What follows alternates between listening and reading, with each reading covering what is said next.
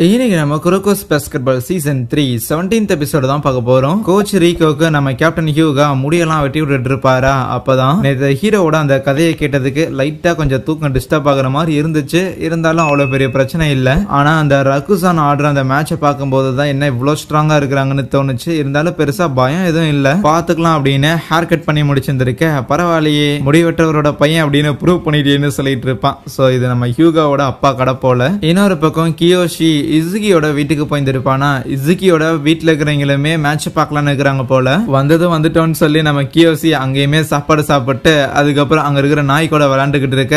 சரி, உன்னோட பாட்டி தாத்தாவை மேட்ச் பாக்குறதுக்காக நீ கூட்டிட்டு வரையாடான்னு கேட்டதுக்கு இல்ல, அவ்வளவு தூரம் வர அளவுக்கு உங்களுக்கு வயசு இல்ல.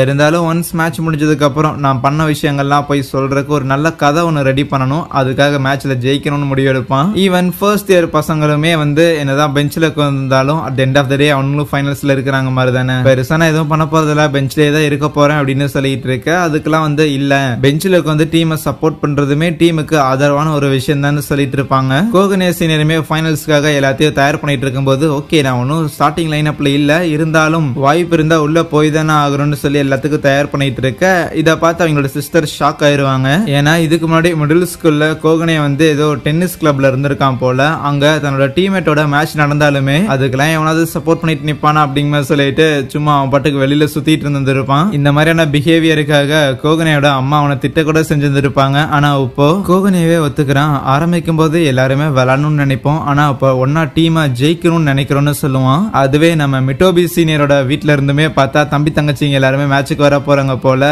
கோ சரின்னு சொல்லி பேனர்லாம் ரெடி பண்ணிருப்பாங்க. ககாமி பையனும் மேட்சுக்கு போறதுக்கு முன்னாடி எந்த ஒரு மனக்குழப்பங்களும் இருக்கக்கூடாதுன்னு டட்சியா கிட்ட மன்னிப்புக்காக வந்திருப்பான். ஆனா ககாமி ஆரம்பிக்கிறதுக்கு முன்னாடியே டட்சியா இதோ பாரு இதான் உளறிட்டு இருக்காத, உண்மையை சொல்ல போனா அமெரிக்கால என்ன நடந்துச்சோ அதுக்கு ஆக்சுவலி நான் தான் மன்னிப்பு கேட்டாகணும். சோ அதை பத்திலாம் நீ மைண்ட்ல வச்சுக்காம முதல்ல போய் மேட்ச்ல ஜெயிக்கிற வழியை பாரு. ஜெயிக்கிறது மட்டும் இல்லாம என்னோட லிட்டில் பிரதரான நீ தான் இங்க நம்பர் 1 பிளேயருங்கிறதையும் போய் ப்ரூவ் பண்ணடான்னு சொல்லியிருந்திருப்பான். குரோகோ பையனும் ஒன்ஸ் இந்த ஸ்கூலுக்கு வந்ததுல இருந்து இப்போ இவ்வளவு தூரம் வந்திருக்கும் அப்படின்னு சொல்லி அது எல்லாத்தையுமே நினைச்சு பாக்குறான். நல்ல வேலை நடுவுல நான் எங்கேயும் பாஸ்கெட் பாலை விட்டு விடலன்னு. ஈவினிங் தான் மேட்ச் நடக்க போது. மேட்சை பாக்குறதுக்காக நம்ம டோவோட பசங்க எல்லாருமே ஒன்னா வந்திருப்பாங்க, இன்க்ளூடிங் அவமனே. மாறி மாறி பாடுற அவமனே நம்ம கூட வந்திருக்காண்டா அப்படின்னு சொல்லி எல்லாரும் கலாய்ச்சிக்கிட்டு இருக்க. யோசன் பசங்க இருக்கிறானுங்களே அவனுங்களும் வந்திருப்பானுங்களா. இப்போதான் ஏதோ ஓப்பனிங் செரமனிலாம் நடந்த மாதிரி தெரியுது. அதுக்குள்ள பார்த்தா ஃபைனல் மேட்சே வந்துருச்சு. அதுக்கு முராசைக்கும் சரி யார் இதுல ஜெயிப்பாங்க அப்படின்னு கேட்டதுக்கு தேர்ட் பிளேஸ் கண்டிப்பா ஷுட்டோக்கு தான் போகும். ஏன்னா அடுத்த கேம்ல கண்டிப்பா ரியோட்டா பையன் ஆட மாட்டான். ஆனா ஃபர்ஸ்ட் அண்ட் செகண்ட் பிளேஸ் யாருக்கு போகுங்கிறதான் டவுட். நம்ம ஹீரோஸ் வெர்சஸ் ரகுசான் யார் ஜெயிப்பாங்கன்னே தெரியல. ஆரம்பத்துல இருந்தே நம்ம ஹீரோஸ்க்கு எந்தெந்த டீம் எல்லாம் பயங்கரமான டஃப் எல்லாம் கொடுத்தாங்களோ அவங்க எல்லாரும் ஃபேமிலி மெம்பர்ஸ் அப்படின்னு சொல்லி எல்லாருமே சரி என்னோட மேட்ச் பாக்குறதுக்காக வந்திருப்பாங்க. ஷுட்டோக்கும் கைஜோக்கும் மேட்ச் நடந்துகிட்டு இருக்கும். ரியோட்டா பையன் பெஞ்சில் வந்திருக்க காரணத்தாலேயே அங்க ரொம்ப ஈஸியாவே நம்ம மிடோரிமா பாயிண்டர் ஸ்கோர் பண்ணி அவங்க டீம் மேல எடுத்துட்டு போயிட்டே இருப்பான். கைஜோக்கும் அங்க மேட்ச்ல நிக்கிறதுக்கு ஒரு சின்ன சான்ஸ் கூட இல்லாம இருக்கும். அதுவே நம்ம ஹீரோஸ் அண்ட் ரகுசான் மேட்ச் ஆரம்பிக்கிறதுக்கு முன்னாடி அங்க சின்ன வார்ம் அப் எல்லாம் பண்ண ஆரம்பிப்பாங்க. அப்போ நம்ம ஹீரோஸுக்கு கொஞ்சம் அதிர்ச்சி. ஏன்னா பெருசா எந்த ஒரு ஸ்பெஷல் ஸ்கில்ஸ் இருந்தாலுமே அது எதையும் காட்டிக்காம ரகுசானோட பிளேயர்ஸ் எல்லாருமே பேசிக்ஸ் அதிகமா ஃபோக்கஸ் பண்ற மாதிரி தெரியுது. ஃபண்டமெண்டலா கேம் எப்படி ஆடணும்னு சொல்லி ரூல்ஸ்லாம் இருக்கோ அது எதுலையுமே பிசிறு தட்டக்கூடாதுன்னு கரெக்டா இருக்கிறானுங்க.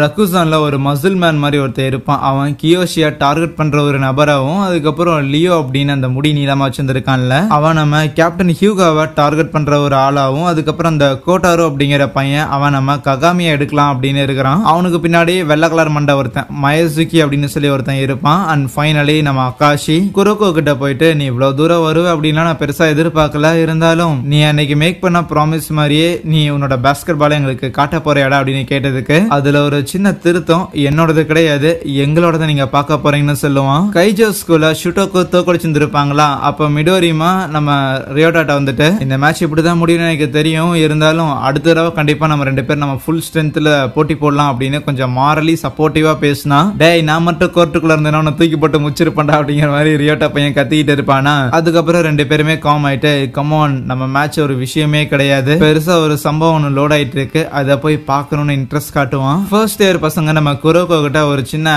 ஹேண்ட் பேண்ட் மாதிரி ஒன்று கொடுத்துட்டு, எங்களால மேட்ச்ல இறங்கி போட்டி போட முடியுமான்னு தெரியல, ஆனா எங்க சார்பா நீ போட்டி போட சரியா அப்படின்னு சொல்லி அதை கொடுத்துருப்பாங்க குரோகோட்ட. அதுக்கப்புறம் மேட்ச் ஆடுற எல்லா பிளேயர்ஸும் லைனா ஒவ்வொன்னா வந்து அனௌன்ஸ் பண்ணிட்டு இருப்பாங்களா. பார்த்தா நம்ம ஹீரோஸ் எல்லாத்துக்கும் சப்போர்ட்லாம் அங்க ஆளுங்க நிறைய பேர் இருப்பாங்க ஆடியன்ஸ்ல இருந்து.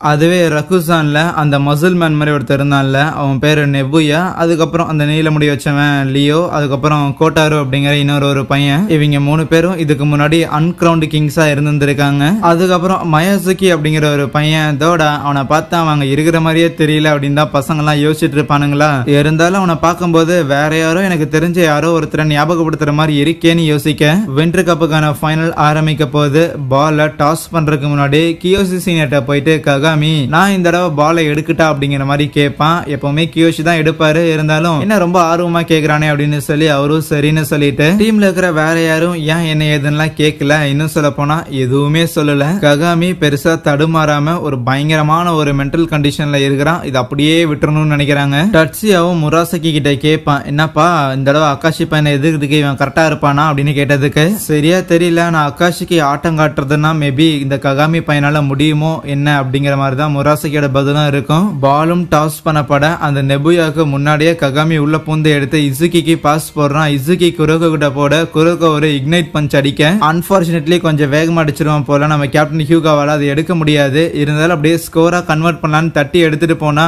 உள்ள பூந்து அந்த லியோ அதை தட்டி விடுறான். அப்படின்னா மொதல் பாயிண்ட் எங்களோடதுன்னு அந்த நெபுயா எடுத்து ஸ்கோர் பண்ண போனா ககாமி உள்ள பூந்து அதை தட்டுறானா. அதுக்கப்புறம் கியோஷி திருப்பி ஒரு லாங் பாஸ் மேக் பண்ண, அதை ரிசீவ் பண்ண ககாமி அவனுக்கு எதிரா அந்த அக்காஷி பையன் நிப்பான். ஆனா நேத்து குரோகோவோட கதையை கேட்டதுல இருந்தே இப்ப இந்த கதையில நான் யாரை குத்தம் சொல்றது அப்படின்னு சொல்லி நம்ம ககாமிக்கு ஒரு பயங்கர குழப்பம் ஒன்று வந்திருக்கும். சோ அவனுக்கு அதுக்கு மேல டிசைட் பண்ணவே முடிஞ்சிருக்காது. ஈவன் இப்ப கூட நான் டிசைட் பண்ண விரும்பல. அந்த கதையை என் மைண்ட்ல இருந்து நான் எடுக்கணும். இப்போதைக்கு நான் குரோகோ கூட சேர்ந்து பசங்க கூட சேர்ந்து இந்த மேட்ச் ஜெயிக்கிறது மட்டும்தான் இருக்கணும்னு ஹைட்டான ஒரு ஜம்ப் மூலமா அந்த இடத்துல ககாமி ஒரு பாயிண்ட ஸ்கோர் பண்றானா. இதை பார்த்து அவமே யோசிப்பான், லைக் ஜோன்ல என்டர் ஆகிறதுக்கான ட்ரிகர் எப்படி வேலை செய்யும் அப்படிங்கிற விஷயத்த நான் அவங்ககிட்ட சொன்னதான். ஆனா அதுக்குன்னு மேட்ச் ஆரம்பிச்சா 10வது செகண்ட்ல எந்த முட்டா பாயிண்டா ஜோன்ல என்டர் ஆகும் அப்படின்னு சொல்லி பயங்கர இன்ட்ரெஸ்ட் காட்ட, தன்னோட ஃப்ரெண்ட்ஸ்க்காக எப்படியா இந்த மேட்ச்ல ஜெயிக்கணும் அப்படிங்கறது தான் நம்ம ககாமியோட ட்ரிகர் பாயிண்டா இருந்திருக்கு ஜோன்ல என்டர் ஆகிறதுக்காக. இத அக்காஷியுமே எதிர்பார்த்து தான் இருந்திருக்காங்க. கமான் வா பாத்துக்கலாம் அப்படின்னு தான் இருக்க.